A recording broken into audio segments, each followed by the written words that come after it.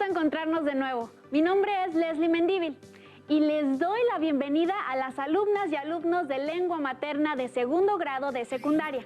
Antes de iniciar, les recuerdo que debemos seguir cuidándonos lavando frecuentemente nuestras manos con agua y abundante jabón, usando el cubrebocas adecuadamente, de forma que proteja nariz y boca, y aunque juntos, guardar y pedir la sana distancia. La salud es lo primero. Además, ¿ya hicieron algo de ejercicio? Hay que mantener el cuerpo sano en mente sana. Soy el profesor Edgar Ariel Corona Olvera y claro que es un gusto encontrarnos por aquí en una sesión más de lengua materna segundo grado. Esta sesión se titula Nuestra tradición oral y sus leyendas, y el propósito es identificar leyendas como relatos tradicionales. Entonces, analizaremos juntos los elementos y características que nos permiten identificar a las leyendas que tenemos en nuestro país. Sí, pero nos enfocaremos en distinguir algunas diferencias con otros textos de la tradición oral. Y como esta tradición se encuentra presente en las diversas comunidades, así como en nuestra vida cotidiana. Volver a las historias del pasado y del presente. Eso también nos da identidad, ¿verdad, profesor? En casi todas las familias se cuentan este tipo de relatos, además reflejan parte de nuestra cultura y nuestro pasado. Correcto. Podemos aprender mucho de una sociedad gracias a las historias que se cuentan. Bien, pues todo listo.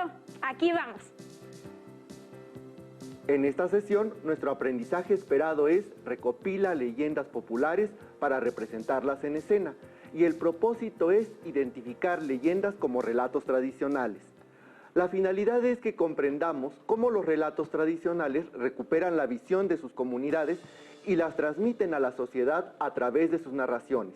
Esto nos ayudará a conocer los rasgos esenciales para identificar a la leyenda como un género particular e importante en las tradiciones de una comunidad. Para esta sesión será importante tener presente que la literatura tradicional es parte del saber colectivo y se conserva por la gran riqueza que contienen sus temas, personajes, motivos e ideas. Los materiales que van a necesitar para esta sesión son cuaderno, lápiz o pluma para que puedan tomar notas, y también podría ayudarles tener a la mano su libro de texto. Para iniciar, es importante que recordemos que la narración ha sido una actividad humana común a lo largo de toda la historia y que, aún con sus múltiples transformaciones, conserva características muy parecidas a las de su origen. Los investigadores de varias disciplinas suponen que desde los inicios de la humanidad, mujeres y hombres alguna vez se reunieron alrededor del fuego para contar sus historias a los más jóvenes. Yo creo que muchas de esas historias eran algo así como he encontrado la mejor manera de cazar un bisonte o se han fijado en las figuras que forman las estrellas.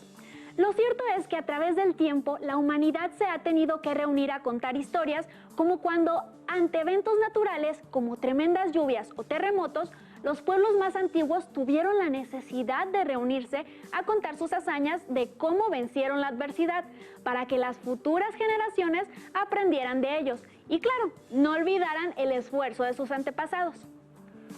Los cantos, las coplas, los cuentos, los mitos y las leyendas son parte de la memoria colectiva que pertenece a distintas comunidades.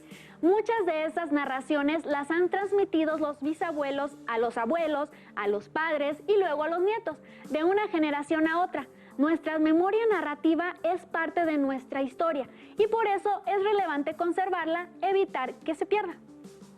Las leyendas, en particular, son un tipo de narración muy expandida y rica en nuestra cultura.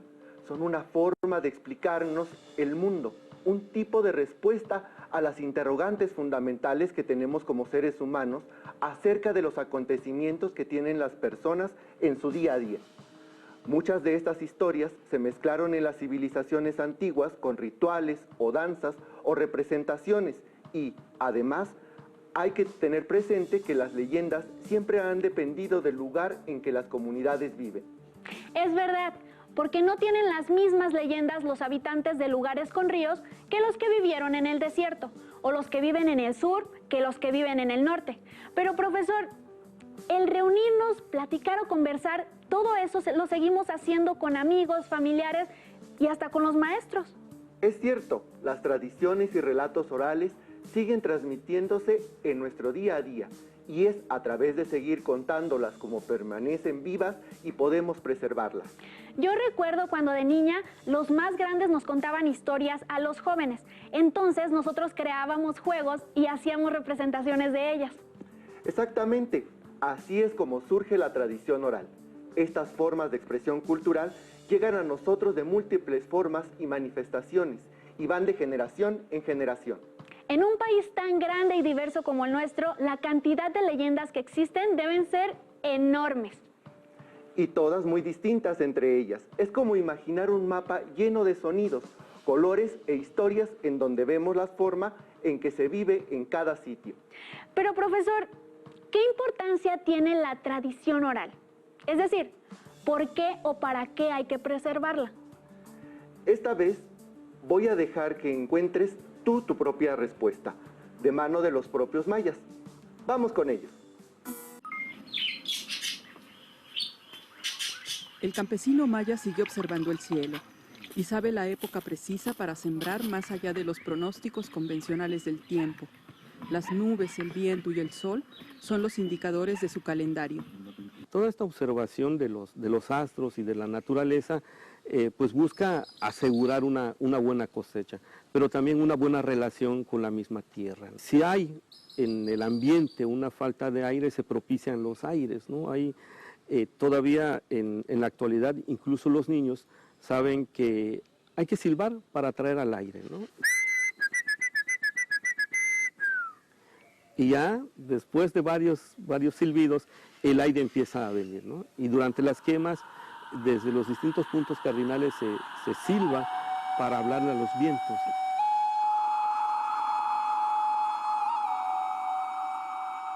El maya de hoy ha cultivado un lenguaje relacionado con la tradición oral, el movimiento de los astros y los fenómenos meteorológicos. Hay muchas maneras de reetiquetar esto que está simbólicamente presente en el día a día. Por ejemplo, los tipos de nube, ¿no? Si la nube es blanca, si la nube es negra, si la nube es alta, si la nube es baja, si viene del sur, del oriente o del poniente. Cada una de las distintas nubes indica algo, ¿no? Entonces, eso también es un lenguaje paraverbal que acompaña a lo que se verbaliza a través de los cuentos, de las tradiciones, ¿no? Y eventualmente en algunos pueblos mayas a través de las canciones, ¿no? Aquí en Yucatán, en la península de Yucatán, las canciones aparecen solamente en los momentos rituales.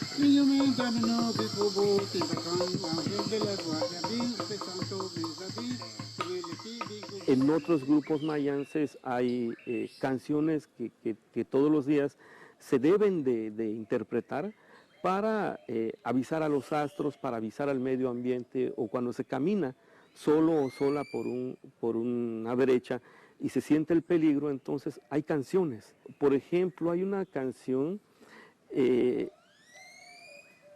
es el de los toles, ¿no? Que es una canción prehispánica y que en muchas escuelas se canta hoy día sin saber que es maya, ¿no?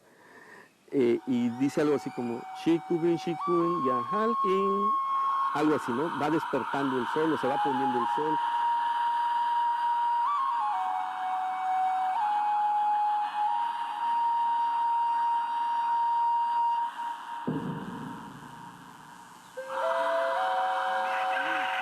Al paso de la conquista, la astronomía maya sobrevivió como elemento de resistencia cultural que permitió mantener vivas tradiciones prehispánicas en sincretismo con lo occidental.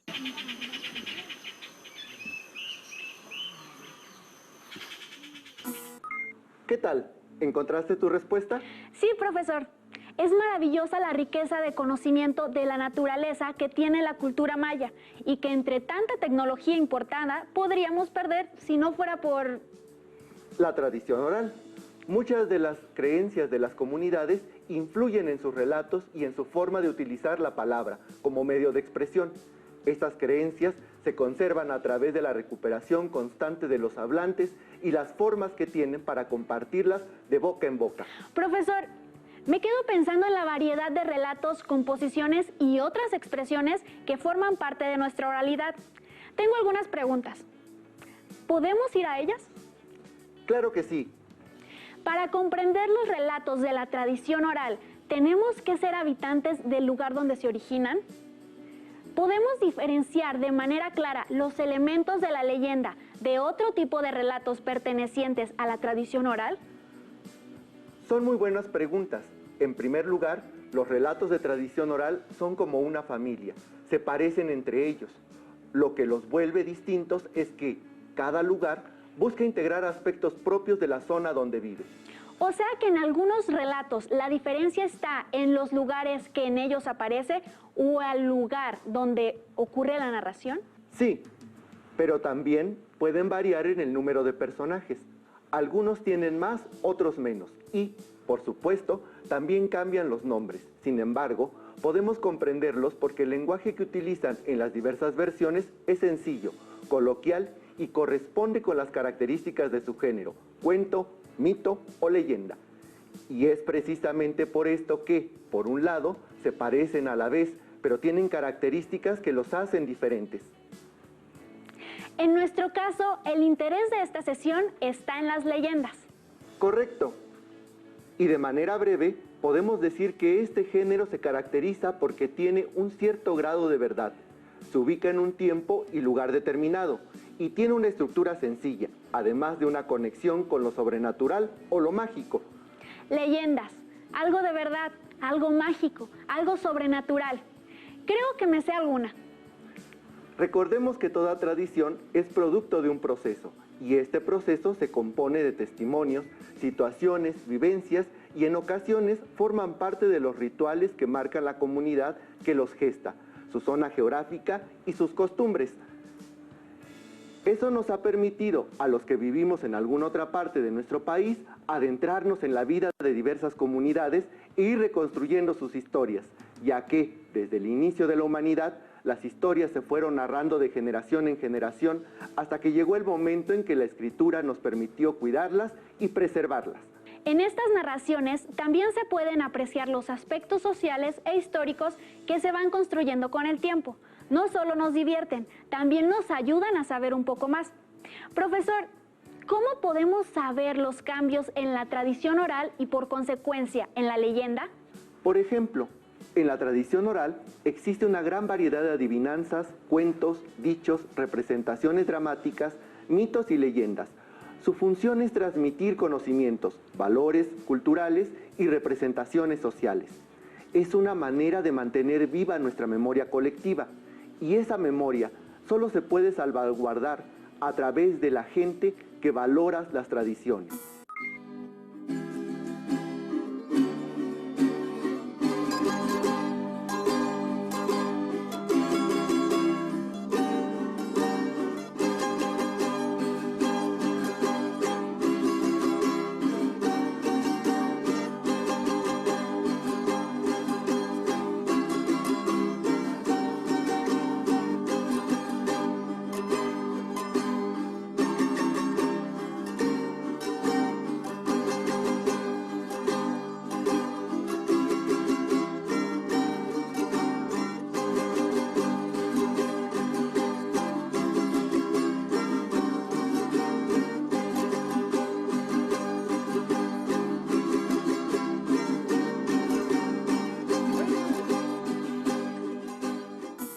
En las imágenes pude observar algunas tradiciones de nuestro país, como la celebración del Día de Muertos y sus flores de cempasúchil.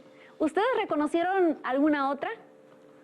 Las tradiciones no solo son orales, sino que estamos inmersos en ellas y las vivimos a través de las fiestas, los vestuarios, las creencias y muchos aspectos más. Pero profesor, yo he escuchado distintas versiones de una misma leyenda y todas contadas de diferente manera, como la leyenda de La Llorona, que según sé, también tiene distintos nombres. Esto es porque cada comunidad se apropia de las leyendas y las retransmite según su entorno. Estas pasan de padres a hijos o de abuelos a nietos, pero también de comunidad a comunidad. Yo conozco otra de las leyendas más conocidas. Se llama La Mulata de Córdoba, que sucede en la ciudad de Córdoba, Veracruz. Córdoba, Veracruz se fundó en 1618. Imagínense por cuántas generaciones ha viajado esa leyenda. Cuando nos encontramos con una leyenda, identificamos que es una narración y reconocemos elementos que la acercan a lo que llamamos cuentos, porque tiene un inicio, un desarrollo y un desenlace. Así es, pero no debemos confundirla. Por ejemplo, en las leyendas, las situaciones no se ven afectadas por los dioses como sería en los mitos. Tampoco encontramos en ellas una moraleja, como sí tendríamos en la fábula.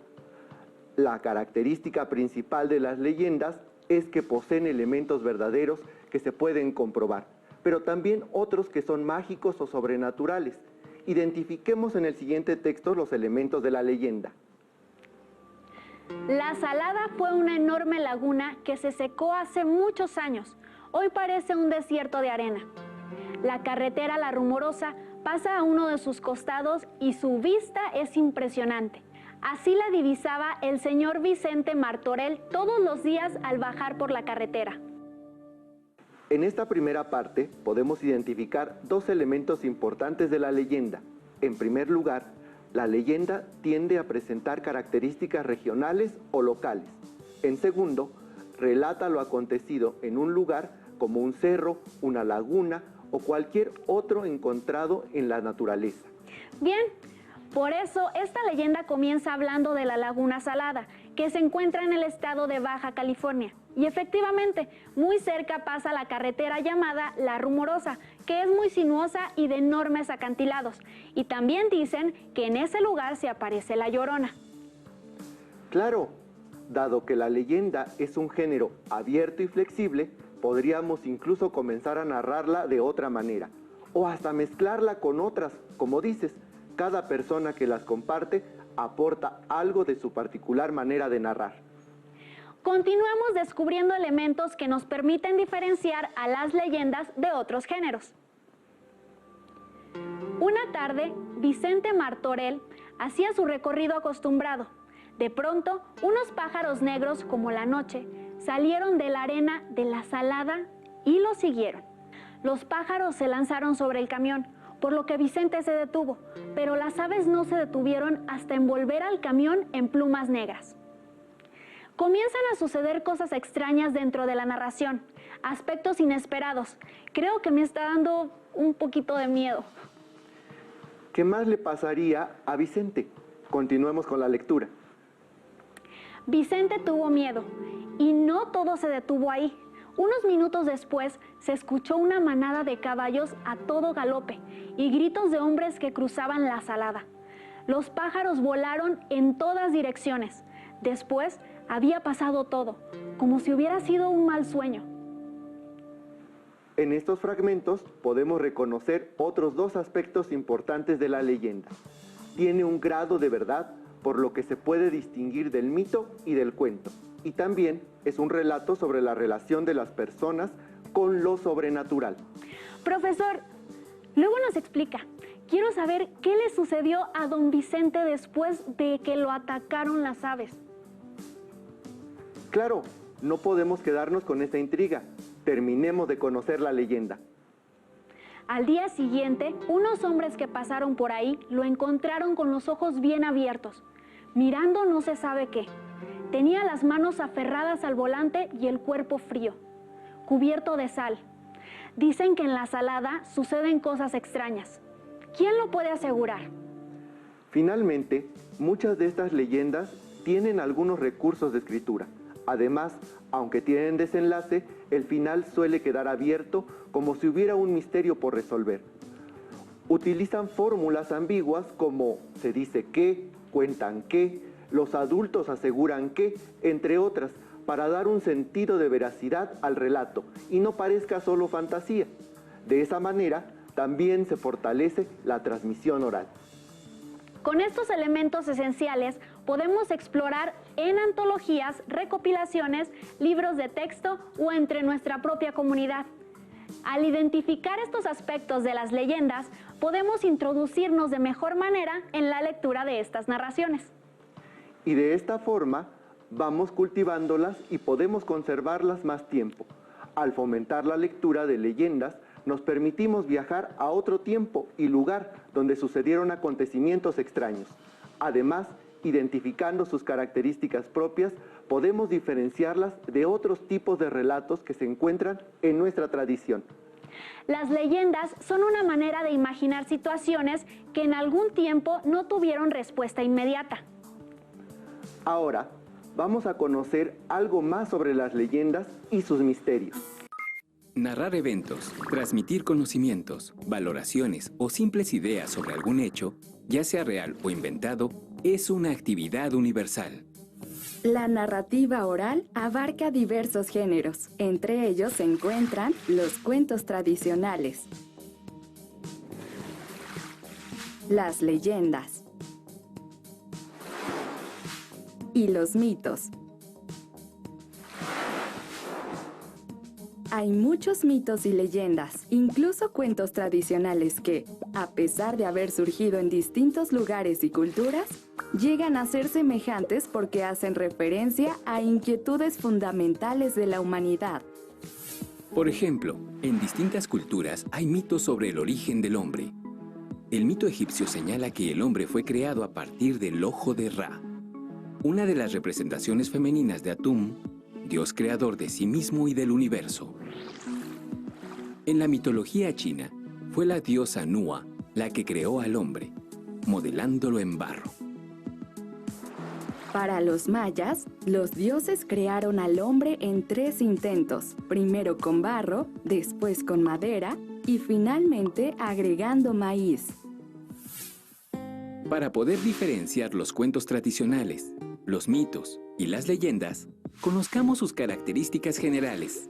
El cuento tradicional ocurre en una época que no es necesaria especificar y se compone de hechos inventados. La leyenda es una narración ubicada en un tiempo determinado y en un espacio específico. En general se relaciona con la historia de la comunidad que la creó. Sus personajes son individuos concretos que actúan en un tiempo histórico. El mito es una narración que no se ubica en un tiempo específico. Tiene como temas la creación del universo y del mundo, la vida y las acciones de los dioses, los primeros humanos y otros seres que dieron origen al universo, y sobre las cosas del mundo. Si así lo desean, pueden preguntar entre sus familiares o amigos si conocen narraciones tradicionales que conserven o formen parte de su comunidad. Vamos a poner en práctica lo aprendido. Conozcamos la siguiente leyenda. El Pozo de las Cadenas. Cuentan en Tecate, un pueblo ubicado al final de La Rumorosa, que, allá por 1910, vivía un señor y una señora que cultivaban sus tierras. En ese entonces no había mucha gente y los caminos eran brechas secas que levantaban unas tolvaneras muy grandes. Profesor, para empezar, esta leyenda nos ubica en una época histórica de nuestro país, 1910. Y, si te das cuenta, también nos da información sobre las características del lugar.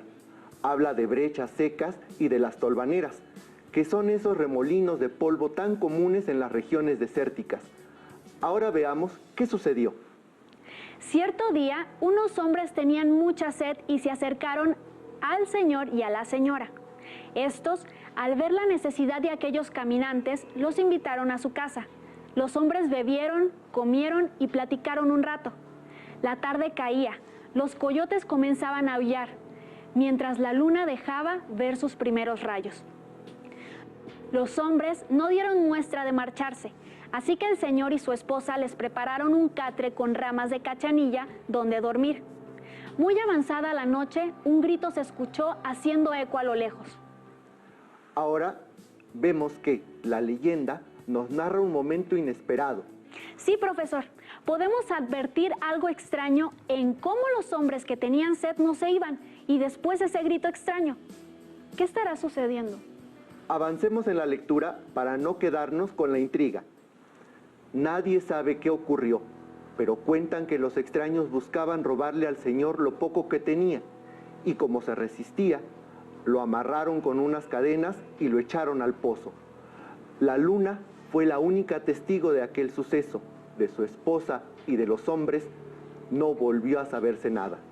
Desde entonces hay noches en que en el pozo se oye mucho ruido. Quien lo ha oído dice que el muerto sale arrastrando sus cadenas mientras llora. Cuentan que vaga en busca de su esposa desaparecida. La gente comenta que se pueden ver las huellas de unos pies encadenados. Estoy segura de que ninguna de nosotros quisiera encontrarse esas huellas. Sería algo muy tenebroso.